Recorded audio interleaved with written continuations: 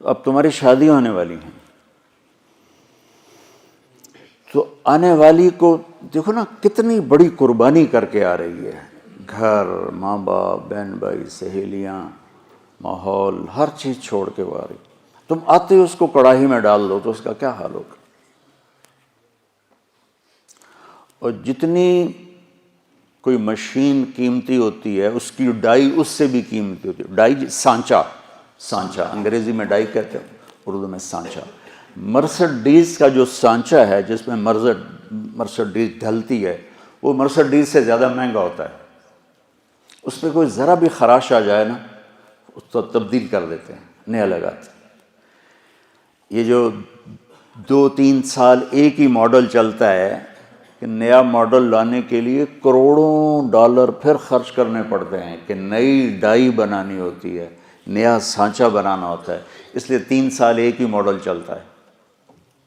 تو دنیا کی سب سے قیمتی مشین انسان ہے جس کا سانچہ ماں ہے، جس کی ڈائی ماں ہے.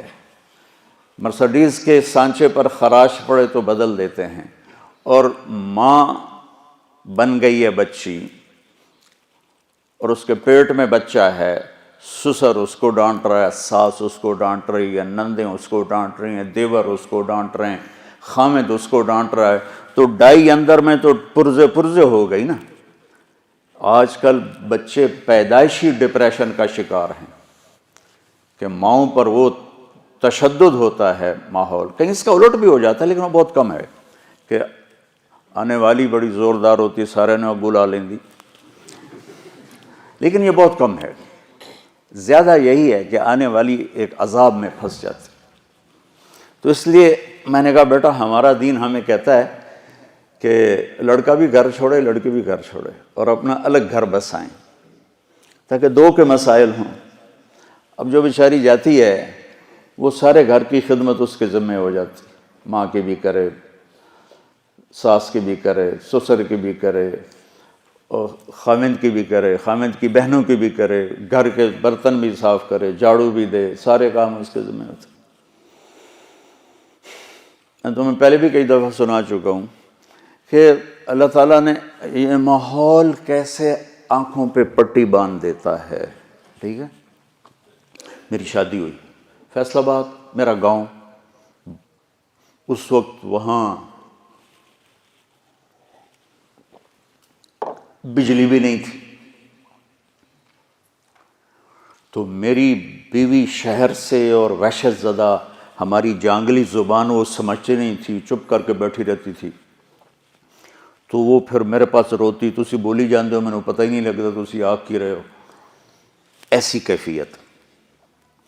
اور اللہ نے آنکھ کھولی تو نوکر، کھانے والے الگ، پکانے والے، کھلانے والے الگ، پکانے والے الگ، سودا لانے والے الگ، حقہ بنانے والے الگ.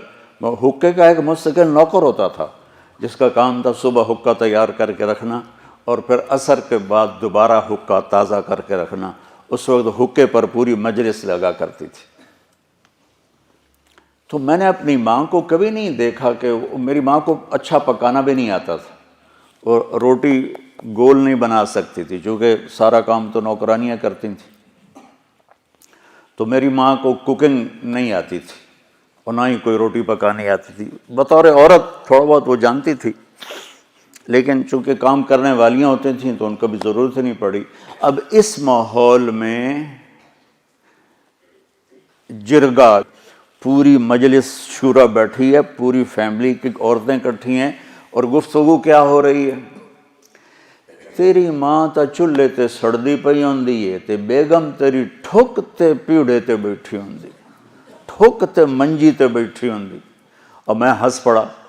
میں نے کہا میری ماں کداں چولہے تے سڑی؟ میں نے کہا میں ہمیں تا اسے ماں چو جمیا، میری ماں نو تو ہن تائیں پکاونا نہیں آمدا تو کداں چولہے تے سڑی ہے جو میری بیگم جیڑی ہو ٹھک تے بیٹھی تے ماں چولہے تے سڑدی پئی. میری ماں صرف نگرانی کے لیے جاتی تھی کیا پک رہا ہے کیا ہو رہا ہے بس. یا جب کھانا تیار ہو جاتا تھا تو نوکروں کو تقسیم کرنا، ڈیرے والوں کو تقسیم کرنا، مہمانوں کو تقسیم کرنا، گھر میں اپنے ہمیں یعنی بچوں کو دینا. یہ ماحول ہے کہ سب کچھ ہوتے ہوئے بھی ڈیمانڈ ہے کہ یہ بھی جھاڑو پکڑ کے شروع ہو جائے. تو دیکھو بیٹا، ایک منفی مزاج ہوتا ہے، جو ممبر پہ بیٹھے تو منفی ہوگا، جو گھر میں جائے گا تو ہوگا، جس جگہ جائے گا وہ الٹا ہی ہوگا. تو میں تمہیں اس سے نکالنا چاہتا ہوں کسی طرح.